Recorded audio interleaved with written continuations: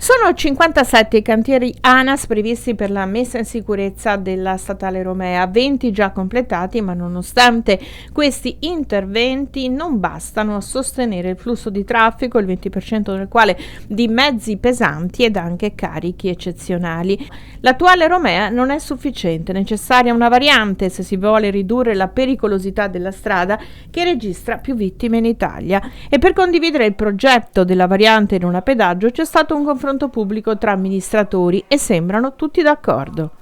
Oggi la riunione di oggi serve per condividere la necessità e porre al governo la questione della Romea, che rimane la strada più pericolosa d'Italia se non d'Europa, e chiedere al governo di iniziare a studiare una soluzione insieme al territorio, ma il territorio deve essere favorevole, perché se io chiedo al governo di intervenire su una variante e poi quando si parla della variante, scusatemi, però televisioni e giornali danno voce solo ai comitati del no, il governo mi dice: ma scusa, ma tu mi poni la richiesta che il territorio non la vuole.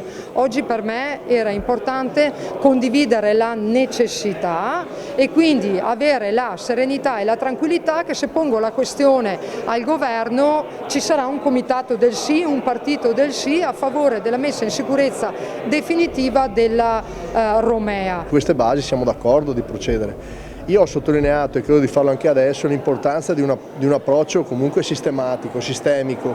Noi dobbiamo pensare anche a tante altre cose che abbiamo sentito dire da tanti anni, che sono in corso di esecuzione ma di cui vorremmo sapere i tempi, a cominciare dalla terza corsia tra San Donà e Portogruaro, che tanti morti ha fatto, il nuovo cavalcavia di San Giuliano, che è fondamentale, è già nei progetti, però bisogna finanziarlo, perché lì noi abbiamo il divieto di traffico pesante. Dobbiamo fare la tangenziale che era prevista, è prevista per arretrare il casello che c'è adesso di Villabona e arrivare direttamente a Marghera Sud, proprio per scaricare i camion, fatalità proprio dal nodo, quello tristemente famoso. Dobbiamo riuscire ad avere un approccio anche importante sui treni, sull'SMFR. Credo che la provincia di Rovigo da questo punto di vista c'è. È chiaro che verranno fatti passaggi da parte mia in consiglio con il tavolo dell'economia e dello sviluppo, proprio perché sia compreso da tutti.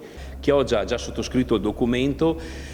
Dopo se arriverà un altro documento da portare anche in Consiglio Comunale, sicuramente lo faremo, ma credetemi che in questi primi 2 anni è chiara l'intenzione e la volontà da parte dei cittadini di Chioggia e anche della minoranza, della maggioranza, di parlare di Romea e finalmente di parlare di una nuova Romea.